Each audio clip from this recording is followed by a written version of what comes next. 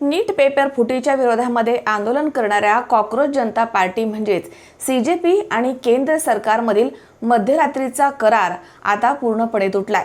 केंद्रीय शिक्षण मंत्र्यांच्या राजीनाम्यानंतर सीजेपीनं आंदोलन मागे घेतलं होतं, कारण सरकारनं लेखी आश्वासन दिलं होतं की एकाही शांततापूर्ण आंदोलकावरती कारवाई होणार नाही। पण इनसाइड स्टोरी अशी आहे की सरकारनं हे आश्वासन धाब्यावरती बसवलंय।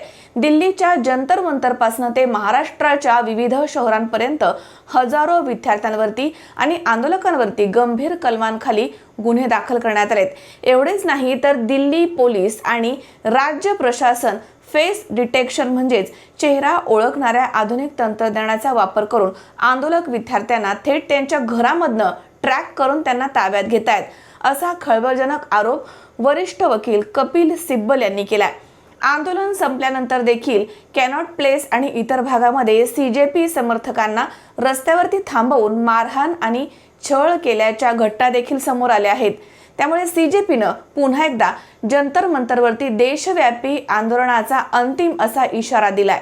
या संपूर्ण गदारोळामध्ये आता सर्वोच्च न्यायालयानं सर्वात मोठा हस्तक्षेप केलाय।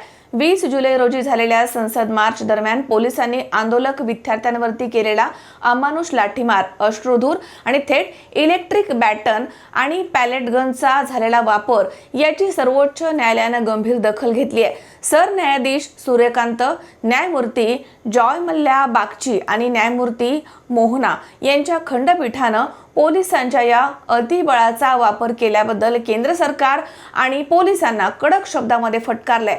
न्यायालयानं थेट महाराष्ट्र, दिल्ली, उत्तर प्रदेश, बिहार, मध्य प्रदेश, आसाम, पश्चिम बंगाल आणि केरळ अशा 8 राज्यांच्या मुख्य सचिवांना आणि पोलीस महासंचालकांना अधिकृत अशा नोटिसा बजावल्या आहेत आणि तात्काळ उत्तर मागवलंय। लोकशाहीमध्ये शांततापूर्ण आंदोलन हा घटनात्मक अधिकार आहे आणि केवळ आंदोलन सुरू आहे म्हणून पोलिसांना कायदा हातामध्ये घेता येत नाही, असं न्यायालयानं स्पष्ट केलंय। या सुनावणीच्या दरम्यान सर्वोच्च न्यायालयानं विद्यार्थ्यांचं रक्षण करण्यासाठी 5 अत्यंत महत्त्वाचे आणि कडक निर्देश देखील जारी केले आहेत। त्यातलं सर्वात पहिलं म्हणजे गुन्हेगारी पार्श्वभूमी नसलेल्या आंदोलकांची सुटका। ज्या विद्यार्थ्यांवरती आधीचा कोणताही गुन्हा नोंद नाहीये अशा सर्व आंदोलकांना तातडीनं मुक्त करावं आणि त्यांच्यावरती कोणतीही सक्तीची कारवाई करू नये। दुसरं म्हणजे अल्पवयीन मुलांची तात्काळ सुटका। आंदोलनाच्या दरम्यान ताब्यात घेतलेल्या 18 वर्षांखालील सर्व मुलांना त्वरित सोडण्याचे आदेश देण्यात आले आहेत। तिसरं म्हणजे डिजिटल डेटा सुरक्षित ठेवणं। पोलिसांच्या कारवाईची सत्यता तपासण्यासाठी आंदोलनाशी संबंधित सर्व सीसीटीव्ही फुटेज, ड्रोन चित्रीकरण, बॉडी कॅमेऱ्याचे व्हिडिओज आणि वायरलेस संभाषण सुरक्षित जतन करून ठेवण्याचे आदेश प्रशासनाला दिले आहेत। चौथं म्हणजे डेटा गोपनीयता।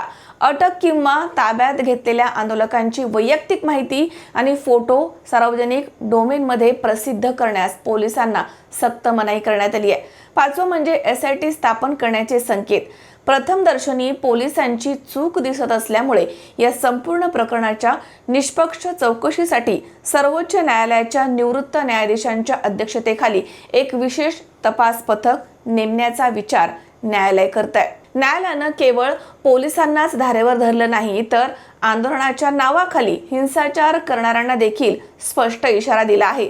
सुनावणीच्या दरम्यान सॉलिसिटर जनरल यांनी सरकारची बाजू मांडताना दावा केला आहे की या आंदोलनामध्ये शांततापूर्ण विद्यार्थ्यांशिवाय हत्या, दरोडे, बलात्कार अशा गंभीर गुन्ह्यांची पार्श्वभूमी असणाऱ्या तब्बल 989 समाजकंटकांनी आणि गुन्हेगारांनी मुद्दाम घुसखोरी केली होती।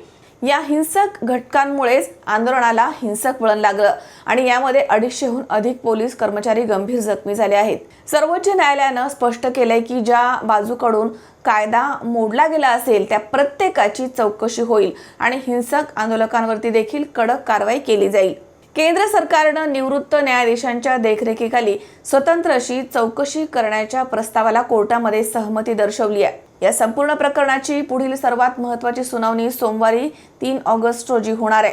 महाराष्ट्र आणि इतर संबंधित राज्यांच्या मुख्य सचिवांना आणि DGPंना वैयक्तिकरित्या कोर्टामध्ये हजर राहण्याचे निर्देश देखील देण्यात आलेत। एका बाजूला सीजेपीच्या पुनरांदोलनाची तयारी आणि दुसऱ्या बाजूला सुप्रीम कोर्टाचा हा बडगा। त्यामुळे केंद्र सरकार आणि अनेक राज्यांचे पोलीस प्रशासन आता पूर्णपणे अडचणीमध्ये सापडलेत।